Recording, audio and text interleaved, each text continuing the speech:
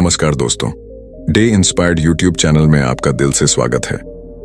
सही कहा है किसी ने, चिंता और चिता में सिर्फ एक बिंदु का फर्क होता है। इस दुनिया में कुछ लोग बेवजह चिंता करते हैं, बिना किसी कारण ही अपने आप को और मन को परेशान करते रहते हैं। चिंता हमें बीमार करती है। आज की इस कहानी में हम सीखेंगे कि क्यों हमें बेवजह चिंता नहीं करनी चाहिए। एक गांव में एक किसान था जिसे एक बहुत ही बुरी आदत लग चुकी थी, और वह आदत थी बेवजह चिंता करने की। वो हर समय किसी ना किसी चीज की चिंता करता ही रहता। वो हर समय सोचता रहता कि कहीं मेरे साथ कुछ गलत ना हो जाए, जबकि उसकी जिंदगी में अभी तक सब कुछ ठीक ही चल रहा था। उसके पास एक बड़ा सा खेत था जिसमें अच्छी खासी फसल हो जाती थी। खेती करने के लिए 2 बैलगाड़ियां थीं, एक अच्छा घर था, एक पत्नी और 2 प्यारे बच्चे थे। लेकिन फिर भी वो किसी न किसी अनहोनी के बारे में सोचकर बेवजह चिंता करता रहता। कभी सोचता कि अगर मेरी फसल में कीड़े लग गई तो क्या होगा, अगर आवारा पशुओं ने फसल को बर्बाद कर दिया तो क्या होगा, अगर सूखा पड़ गया या अत्यधिक बारिश हो गई तो मेरी फसल खराब हो जाएगी।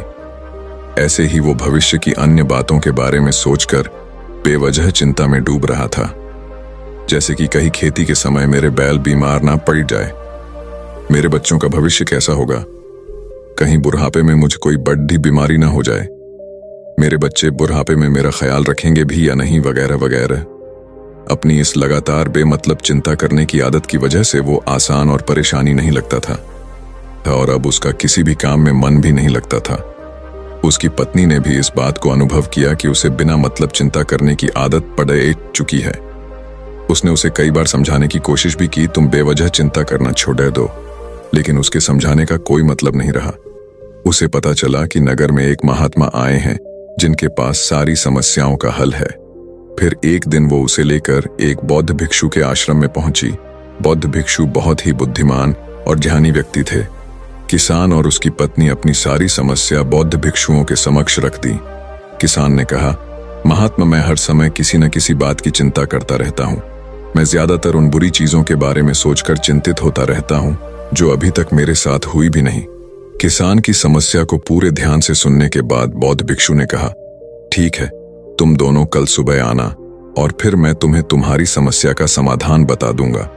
अगली सुबह जब किसान और उसकी पत्नी बौद्ध भिक्षु के आश्रम में पहुंचते हैं तो देखते हैं कि बौद्ध भिक्षु बहुत ही चिंतित अवस्था में जमीन पर पालथी मारकर बैठे हुए हैं और उनके सामने एक दूध से भरा गिलास रखा हुआ है। बौद्ध भिक्षु बार बार उस दूध के गिलास की तरफ देख रहे हैं और फिर कभी अपना हाथ अपने सिर पर रखते तो कभी जमीन पर वो बहुत ही चिंतित और बेचैन दिखाई पड़े थे। ये देखकर किसान ने पूछा, महात्मा, आप इतने परेशान क्यों लग रहे हैं? आपके समक्ष दूध रखा है, आप इसे पी क्यों नहीं लेते? महात्मा बोले, मुझे चिंता हो रही है कि कहीं इस दूध को बिल्ली ना पी जाए या फिर मैं कहीं जाऊं और तो क्या पता या दूध कहीं गिर जाए। मैं दूध को पीना तो चाहता हूं, लेकिन मेरा भी मन नहीं है। मैं तो यही सोच रहा हूं कि अगर ये दूध खराब हो गया या कोई गंदी चीज इस पे पच गया तो फिर क्या होगा? इतना सुनकर किसान जोर जोर से हंसने लगा। किसान ने हंसते हुए कहा, इसमें इतनी चिंता करने वाली कौन सी बात है? ये दूध ही तो है। अगर इसे बिल्ली ने गिरा दिया या ये खराब हो गया या फिर किसी ने इसे पी लिया तो क्या हो गया? ये आपको दोबारा मिल जाएगा और वैसे भी आपका चिंता करना व्यर्थ है, क्योंकि ना तो अभी इसे बिल्ली ने गिराया है, ना ही खराब हुआ है और ना ही अभी इसे किसी ने पिया है, और हो सकता है कि भविष्य में ऐसा हो भी ना।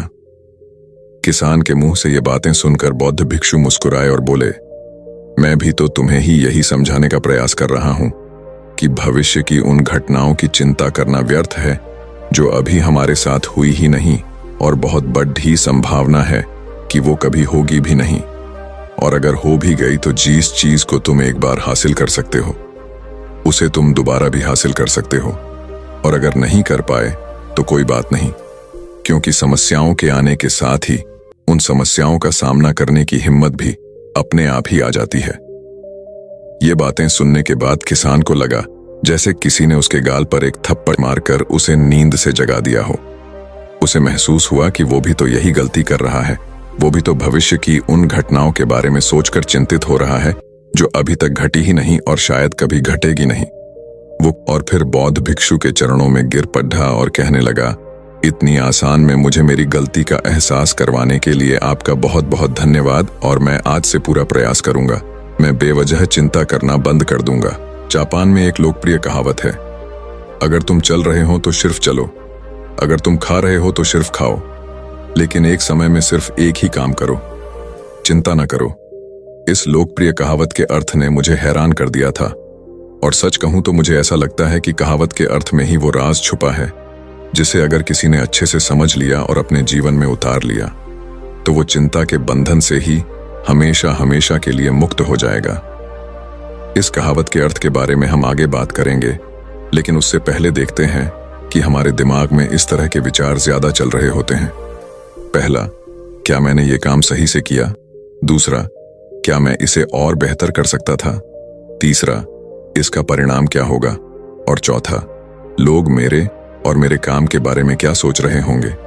ये ऐसे कुछ विचार हैं जो हमारे दिमाग की सिस्टम में ज्यादातर समय चलते रहते हैं, लेकिन हमें पता नहीं चलता क्योंकि हमने इन विचारों के साथ जीना सीख लिया है और हमारा दिमाग काम भी ऐसे ही करता है कि अगर हमने इसे किसी काम को कई बार करवा लिया तो फिर ये उसे अपनी आदत बना लेता है और फिर हमारे चाहे बिना भी उस काम को करने का प्रयास करता है।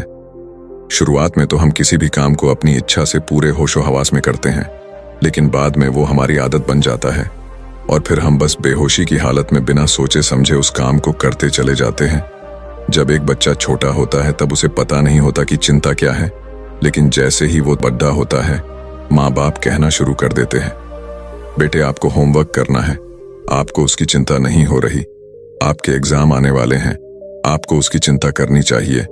और ऐसे ही न जाने कितनी सारी चीजों के लिए बच्चों के आसपास के लोग उसे चिंता करने के लिए कहते हैं और वो छोटा बच्चा इस बात को मान लेता है। ये अच्छा, किसी भी काम को करने के लिए हमें उसकी चिंता करनी पड़ती है और फिर वो भी किसी काम की घटना के बारे में बार बार सोचने लगता है। शुरुआत में तो वो ये काम जानबूझकर करता है, लेकिन धीरे धीरे उसका मन इसे अपनी आदत बना लेता है और फिर ना चाहते हुए भी उसका मन एक ही विचार के बारे में बार बार सोचता रहता है और फिर वो अपनी पूरी जिंदगी चिंता के इस जाल में फंस कर रह जाता है। लेकिन अब प्रश्न ये उठता है कि इसका समाधान क्या है? तो इसका समाधान है ऊपर बताई गई जिन कहावत का अर्थ यानी जागरूकता। हमें अपने विचारों के प्रति जागरूक होना पड़ेगा। हमें थोड़ी देर रुककर इस बात पर ध्यान देना होगा कि कहीं हम ना चाहते हुए भी एक ही घटना के बारे में तो बार बार नहीं सोच रहे हैं। हमें पूरी जागरूकता के साथ ये देखने का प्रयास करना होगा कि पूरे दिन हमारे अंदर इस तरह के विचार उठते रहते हैं। अब आप पूछ सकते हैं, केवल जागरूकता क्या करेगी? मैं कहता हूं यह काफी है।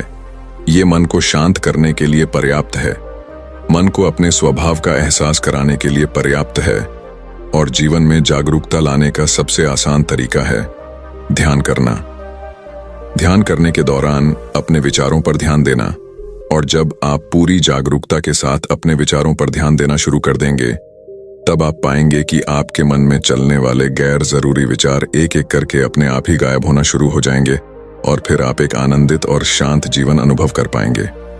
बाकी अगर ये कहानी आपको अच्छी लगी हो तो इस वीडियो को लाइक करें और ऐसी और कहानी सुनने के लिए डे इंस्पायर्ड यूट्यूब चैनल को सब्सक्राइब करें।